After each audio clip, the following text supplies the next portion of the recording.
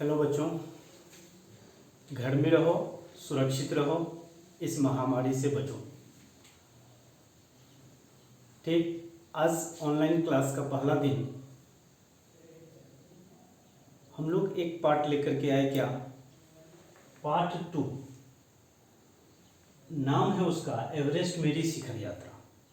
Part का नाम Everest मेरी शिखर यात्रा। नाम पढ़ने से मालूम पड़ गया होगा लेखिका कौन है।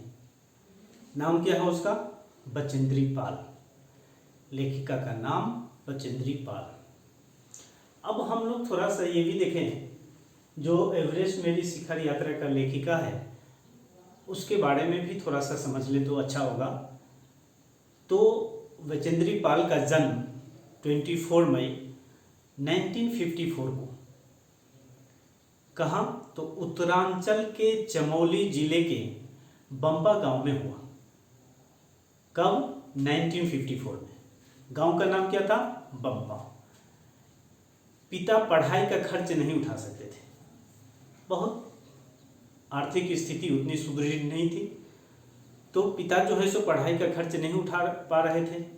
तो अतः बचेंद्री पाल को 8वीं से क्लास 8 से आगे की पढ़ाई का खर्च सिलाई कढ़ाई करके जुटाना पड़ा। खुद सीखी और सीख करके वो सिलाई कढ़ाई का काम सीख करके और उससे जो कुछ पैसा मिलता था उससे उसने पढ़ना शुरू किया। और देखो, मेहनत करने के बाद विषम परिस्थितियों के बावजूद, घर की मालिक स्थिति अच्छी नहीं थी, उसके बावजूद उसने संस्कृत में एमए और बीएड की शिक्षा भी हासिल की। पढ़ते पढ़ते संस्कृत से एमए भी किया और बीएड तक की पढ़ाई की। लेकिन पढ़ाई तो वो कर रहे थे, पढ़ाई के बाद भी बचेंद्री को पहाड़ों पर चढ़ने का शौक बचपन से था। बचपन से पहाड़ों पर चढ़ने का शौक था। पढ़ाई जब पूरी समाप्त हो गई तो पूरी करके वो एवरेस्ट अभियान दल में शामिल हो गए। किसमें? एवरेस्ट अभियान दल में।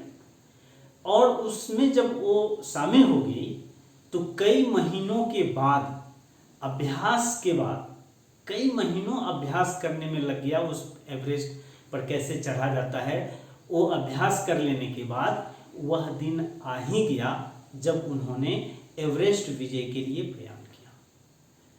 तो ये तो हो गया बचेंद्री पाल के जीवन के बारे में। अब हम लोग पाठ से भी चलते हैं, जो कि पाठ में असली क्या दिया है। तो इसके पूरा वर्णन वही है, एवरेस्ट पर किस तरह से, कैसे, कहाँ कहाँ, कौन सा कैंप, कितने कैंप, कैसे उनके अभियान दल में और कौन कौन, ये सभी उसी के बारे में इस पाठ में भी दिया गया। तो लेखिका बचेंद्री पाल एवरेस्ट विजय के जिस अभियान दल में एक सदस्य के रूप में थी, लेखिका उस अभियान दल के साथ 7 मार्च, कब? 7 मार्च 1984 को दिल्ली से काठमांडू के लिए हवाई जहाज से गई। दिल्ली से काठमांडू हवाई जहाज से गई। एक मजबूत अग्रिम दल हमारे पहुंचने से पहले कहने का अर्थ क्या?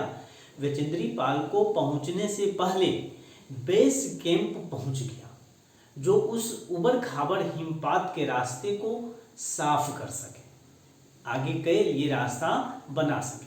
लेखिका एक स्थान का जिक्र किया जिसका नाम क्या था? नमचे बाजार। और वह नमचे बाजार, वहां से एवरेस्ट की प्राकृतिक छटा का बहुत सुंदर निरीक्षण किया जा सकता है, देख सकते हैं उस बाजार से। यानी क्या नाम था? नमचे बाजार।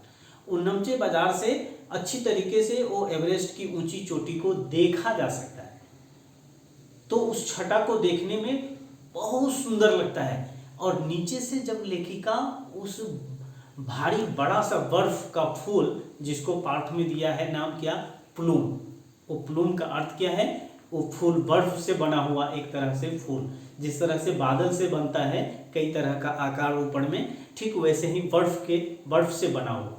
तो वो फूल जब देखा तो उन्हें आश्चर्य में डाल दिया। लेखिका के अनुसार वह बर्फ का फूल, छोटा फूल तो कहने का अर्थ तो छोटा होता है, लेकिन वह प्लूम जो था, वह जो बर्फ से बना हुआ जो फूल था, वो 10 किलोमीटर तक लंबा हो सकता था, इतना बड़ा पुल। इस अभियान दल के सदस्य पेरिच नामक स्थान पर, कौन सा, पेरिच नामक स्थान पर 26 मार्च को पहुंचे, जहां से आरोहियों और काफिलों के दल पर प्राकृतिक आपदा मंडराने लगी। प्राकृतिक आपदा उस समय क्या होता है, तो बर्फ वाली तूफान होती, जो अचानक बर्फ वहां पर इतना अधिक जम जाता है, जो रास्ता रहता है वो भी रास्ता मालूम नहीं पड़ता है, बहुत विचित्र स्थिति हो जाती है आगे बढ़ने के लिए। और फिर ऐसे ही होता, ऐसे भी स्थिति होता है कि जो दो खाई के बीच में कोई स्थान अपना कैंप अपना बनाया हुआ है, तो वो बर्फ काफी गिरने के कारण वो उसमें दबने का भी डर रहता है, चाहे वो जो है वो चट्टान, बर्फ की चट्टान घिसक करके नीचे आने की भी संभावना रहती है, जिससे कि होता है क्या, बहुतों को मृत्यु भी हो जाती है। यहाँ भी इस अभियान दल में ऐसा भी हुआ, कई तरह की घटनाएं भी घटी। तो अग्रिम दल वो आपदा मंडराने लगता है। ये संजोग की बात थी कि 26 मार्च को अग्रिम दल में शामिल, नाम क्या था, प्रेमचंद, वो पेरिच लौट आए थे। उनसे खबर मिली कि 6000 मीटर की ऊंचाई पर कैंप एक कितने मीटर की ऊंचाई पर है, तो 6000 मीटर की ऊंचाई पर कैंप 1 तक जाने का रास्ता पूरी तरह से साफ कर दिया गया। यानी वहां कैंप जो 6000 मीटर के ऊपर में कैंप 1 लगाया गया है, वो पूरी तरह साफ हो गया है। दूसरे दिन पार कर चौथे दिन दल के सदस्य, उसमें क्या नाम था, अंगदोरजी, गगन बिस्सा, लोब्सांग, ये सभी के सभी क्या किया, तो साउथ कोल पहुंच गए। ये जितने नाम मैंने बताया, अंगदोरजी, गगन बिस्सा और लोब्सांग, ये सब जो है कहाँ पहुंच गए, तो साउथ कोल पहुंच गए। और 29 अप्रैल को, कब, तो 29 अप्रैल को 7900 मीटर की ऊंचाई पर उन लोगों ने कैंप 4 लगाया। वो कैंप 4 तक, वहां तक वो पहुंच गए। लेखिका 15 और 16 मई 1984 को बुद्ध पूर्णिमा के दिन, वो 1984 यानी 15-16 के दिन में क्या था, बुद्ध पूर्णिमा, वो बुद्ध पूर्णिमा के दिन लाहौसे की बर्फीली सीधी ढलान पर लगाए गए सुंदर रंग के नायलन के बने टेंट के कैंप 3 थी। कैंप में 10 और व्यक्ति था, उस अभियान दल के साथ में रहने वाले और 10 व्यक्ति उस कैंप में था। साउथ कोल कैंप पहुंचने पर लेखक ने अपनी महत्वपूर्ण चढ़ाई की तैयारी शुरू कर दी। सारी तैयारियों के बीच अभियान दल चल रहे थे, आगे की ओर बढ़ रहे थे। पर्वतारोही दल आगे बढ़ता रहा और 23 मई 1984 दोपहर के 7 मिनट पर, दोपहर में लेखिका एवरेस्ट की चोटी पर पहुंच गई। सबसे ऊंची चोटी जो था वहां पर वो पहुंच गई। कब, 23 मई 1984 को दोपहर के समय। उस सबसे ऊंची चोटी को क्या कहते हैं, जो सबसे ऊंची चोटी एवरेस्ट का था, उसको सागर माथा, यानी सागर मतलब वैसे भी पहाड़ होता है, पर्वत होता है, और माथा मतलब मस्तक, यानी सबसे ऊपर वाली भाग। तो पहाड़ का सबसे ऊपर वाली भाग, नाम भी उसका इसलिए सागर माथा ही रखा गया। सागर माथा पर पहुंच गए और जैसे ही सागर माथा पर पहुंचती है लेखिका बचेंद्री पाल, तो वहां पहुंच करके सबसे पहले घुटनों के बल बैठ गए और बैठ करके माथे लगाकर सागर माथा को प्रणाम किया, नमस्कार किया, चुंबन किया। और चुंबन करने के बाद में अपने थैले से, जो साथ में लेकर के गया था, वो अपने थैले से दुर्गा माँ का एक फोटो, एक चित्र और हनुमान चालीसा निकाला और साथ लाल कपड़े में लपेट कर छोटी सी पूजा अर्चना किया। छोटा सा थोड़ी देर पूजा अर्चना करके और उसको, वो बर्फ को थोड़ा सा हटा करके, गड्ढा खूंद करके और उसमें दबा दिया।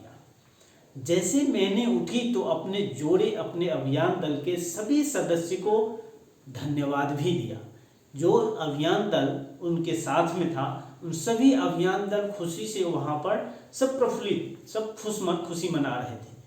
यानी जब वो पहुँच गए तो इतना कर लेने के बाद में वो समझ में सब खुशी के मारे झूमने भी गए।